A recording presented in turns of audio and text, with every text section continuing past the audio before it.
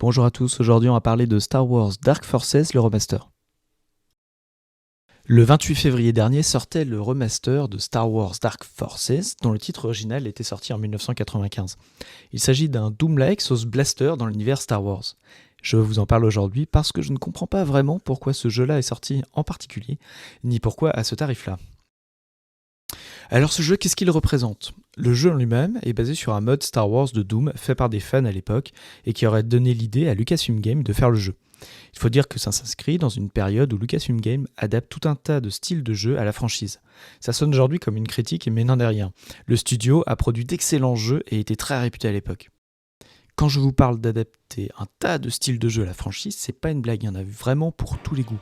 Des jeux de combats spatiaux avec la série des X-Wing, des T-Fighter, série de rail shooters de combats spatiaux avec les Rebel Assault, série de tir à la première et troisième personne avec la série des Jedi Knight dont on parle aujourd'hui, des jeux de stratégie en temps réel, les Star Wars Rebellion, et l'ensemble des jeux adaptés de différents films, qui là mélangent aussi parfois tous ces types de jeux.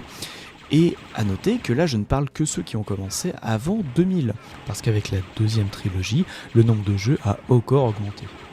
Si l'on se concentre maintenant sur la série des Jedi Knight, on fait partie Star Wars Dark Forces. C'est le premier d'une série de 4 jeux qui débute en jeu tir à la première personne et qui finit en jeu de tir à la troisième personne. Durant toute cette série de jeux, on suit le même personnage qui évolue au sein d'une galaxie mouvementée et notamment célèbre pour permettre dans les épisodes qui suivent de manier un sabre laser jouissif au possible et qui suit les possibilités techniques de pointe de l'époque, donc c'est assez intéressant quand même. L'histoire se passe avant le premier film et on suit les aventures de notre personnage, Cal Katarn, un ancien officier impérial reconverti en un mercenaire employé par l'Alliance rebelle. On suit le personnage au travers de 14 missions, dans des décors divers et assez riches. Le jeu est ambitieux et permet de faire des mouvements innovants pour l'époque, regarder en haut et en bas et même nager.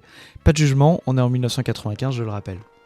La série appartient désormais à l'univers Legends depuis le reboot suite au rachat des studios Lucasfilm par Disney en 2014, c'est-à-dire que ce n'est plus canon, mais ça reste une excellente histoire malgré tout. Quant à la remasterisation, elle était faite par une équipe de gens qui maîtrisent très bien leur sujet, Night Drive Studio. Ils sont spécialisés dans la remasterisation des jeux de cette époque, comme Doom 64, Quake 2, System Shock, etc. Qui dit remasterisation dit update graphique et sonore. On est sur PC, sur du 4K 100 FPS, et sur toutes les plateformes, c'est très fluide, des cinématiques refaites, et elles sont vraiment très belles aujourd'hui. Les thèmes sonores ne changent pas, mais ils ont été améliorés, notamment au niveau des musiques et des bruitages, qui rend l'expérience quand même beaucoup plus agréable. Ils ont amené également une grande amélioration de l'expérience de jeu, bien mieux qu'un émulateur de DOS sur la version originale, ça c'est clair.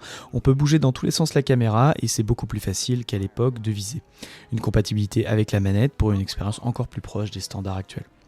Il y a même des features bonus avec le passage de l'ancien au nouveau mode, ça c'est quand même assez intéressant parce qu'on voit vraiment la différence. Et puis des documents de développement du jeu dans les options, type concept art, pré-rendu du jeu et autres documents permettant de mieux comprendre le contexte de développement du jeu et les méthodes de travail des équipes à l'époque. Ça en fait une remasterisation vraiment très solide et ça c'est quand même un gros plus.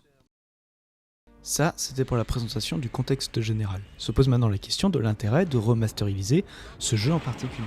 Certes, c'est un bijou d'histoire et innovant pour l'époque, mais c'est pas le plus connu dans la série des jeux Star Wars. Même au sein de sa série, Jedi Knight, il est loin d'égaler des titres comme Star Wars Jedi Knight 2 Jedi Outcast ou Jedi Academy. Peut-être est-ce lié au studio Night Dive qui aurait proposé ses services étant donné qu'ils sont spécialisés sur ces moteurs. Mais on a du mal à comprendre l'intérêt, ce n'est pas un Doom non plus en termes de popularité. Et puis pourquoi ne pas avoir fait un bundle avec toute la série remasterisée, soit au moins avec sa suite, Star Wars Jedi Knight Dark Forces 2 et son extension Mysteries of the Sith. C'est la logique qui a été employée dans une autre remasterisation récente, celle de Tomb Raider, qui est proposée avec les épisodes de 1 à 3. Ça arrive également dans une période un peu bizarre où EA arrête des projets et licencie du monde de passage et la ressortie d'un autre jeu phare, Star Wars Battlefront Classic Collection, qui lui, très populaire Battlefront. Tiens d'ailleurs au passage, là c'est un bundle de Battlefront 1 et 2, les anciens. Bon, pas les nouveaux, c'est compliqué. Et puis il y a aussi le remake tant attendu de KOTOR qui est toujours en cours. Finalement, plus on creuse, et moins j'ai l'impression que ça a du sens de sortir comme ça Star Wars Dark Forces Remaster. Et il faut qu'on parle du prix. Il est vendu autour des 30€, à 28,99€ pour être précis. Je trouve ça extrêmement cher pour ce que c'est malgré la qualité évidente de leur remasterisation par Night Dive. A titre de comparaison, c'est le prix auquel on peut trouver très régulièrement ou via des sites spécialisés des clés pour Star Wars Jedi Fallen Order ou Survivor, sa suite qui propose une expérience beaucoup plus poussée et qualitative. En reprenant également la comparaison avec la remasterisation de Tomb Raider 1 à 3, sorti 15 jours plus tôt, c'est vendu au même prix et on a quand même beaucoup plus de contenu. Il est donc clair que le titre s'adresse surtout aux amoureux du rétro gaming qui veulent découvrir ou redécouvrir des titres marquants de l'histoire du jeu vidéo, et ou qui veulent simplement découvrir une histoire Star Wars sympa, mais dont il faudra attendre les soldes pour avoir un prix en adéquation avec l'expérience proposée. Je vous remercie de m'avoir écouté, c'était Temujin et on se retrouve très bientôt sur YouTube. Ciao!